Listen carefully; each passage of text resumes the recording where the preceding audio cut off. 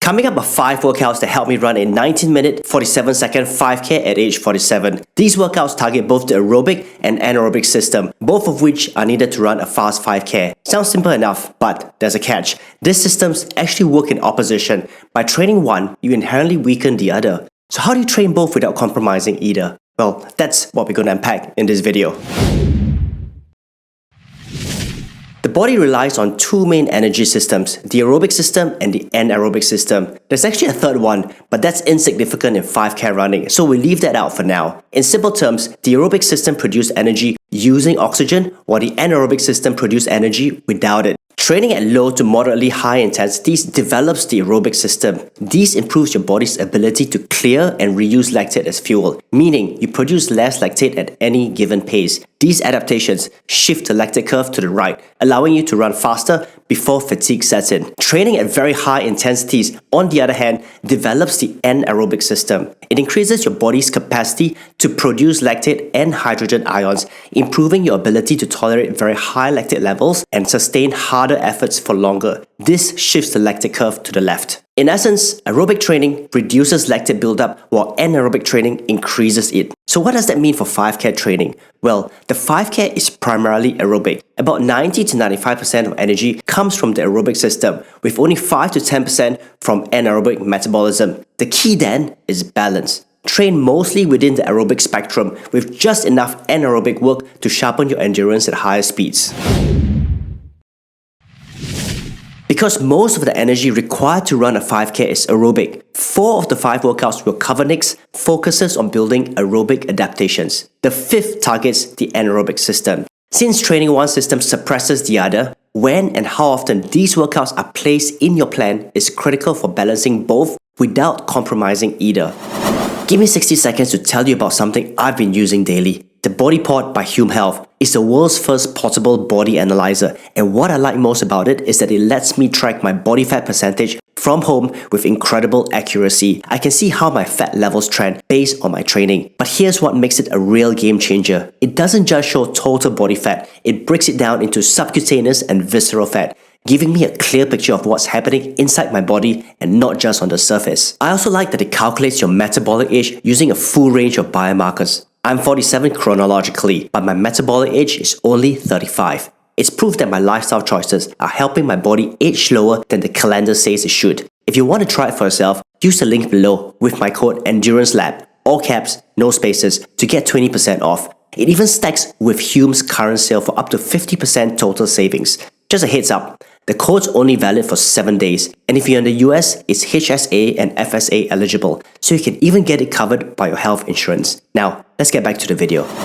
The 4 workouts that develop the aerobic system for a faster 5K are easy runs, progressive long runs, alternating tempo runs, and race pace intervals. Each of these stimulates a different zone within the aerobic spectrum. Now, within that spectrum, there are 2 key thresholds, LT1 and LT2. LT1, or the first lactate threshold, is the point where blood lactate begins to rise slightly above resting levels, around 2 millimoles per liter. This is where easy runs come in, also known as conversational pace or zone 2 runs. They strengthen the aerobic foundation anchored at LT1. LT2, or the second lactate threshold, occurs when blood lactate reaches around 4 millimolars per liter. It's a tipping point where the aerobic system can no longer meet the body's energy demands alone, and anaerobic metabolism begins contributing more significantly. LT2 corresponds to the fastest pace you can sustain for about an hour. That's typically 10K pace for midlife runners and half marathon pace for elites. Beyond this point, lactate accumulation increases rapidly and anaerobic energy production dominates. Progressive long runs bridge the gap between LT1 and LT2.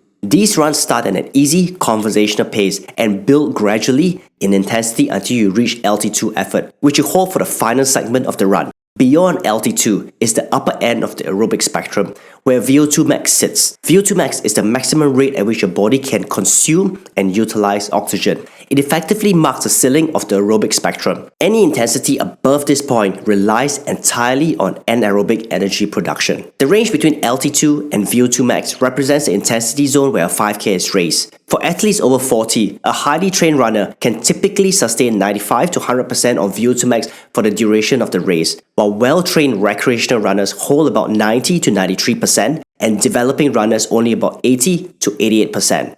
Alternating tempo runs develop the range between LT2 and VO2 max. An example of this workout is running 5 miles continuously, alternating every kilometer between 10k pace and 5k pace. The shifts in intensity forces your body to recover while still running hard, improving your ability to clear lactate and sustain a high effort under fatigue. Race pace intervals target the upper end of the aerobic spectrum, right near VO2 max. A classic session is 5 to 8 reps of running 1000 meters at your goal 5k pace with 2 to 3 minutes of jog recovery between each rep. This workout embodies the principle of specificity. Training at goal race pace is the only way to replicate the exact muscle fiber recruitment and fatigue profile you'll face when racing the 5K. Finally, the workout that develops anaerobic capacity and neuromuscular coordination are speed intervals. These are 400 meter repeats run about 10 to 12% faster than your goal 5K pace with 200 meter jog recoveries between reps. Do 8 to 12 reps depending on your fitness level to sharpen speed without compromising aerobic efficiency. If you simply go out and run consistently, you will improve even without a well-designed training plan. But if you want to get the absolute most out of the time you spend training, this is the most difficult piece to master. Every run, workout, and training phase should have a physiological purpose. Reduce lactate buildup, increase muscle fiber recruitment and durability, and raise the level of fatigue your body can tolerate. Through well-designed training, you're teaching your body to become more efficient at clearing metabolic byproducts like lactate and hydrogen ions, which accumulate during hard efforts. The better you manage this, the longer you can sustain your pace before fatigue sets in. Now, when structuring, for example, a 16-week training plan, easy runs form the foundation and they should appear consistently from week 1 through week 16. Speed intervals and progressive long runs can be introduced between weeks 5 and 8. Because speed intervals are anaerobic, they should be used sparingly after week 8 to avoid suppressing aerobic efficiency. The goal is to build anaerobic adaptation early, then maintain it with occasional doses later in the cycle.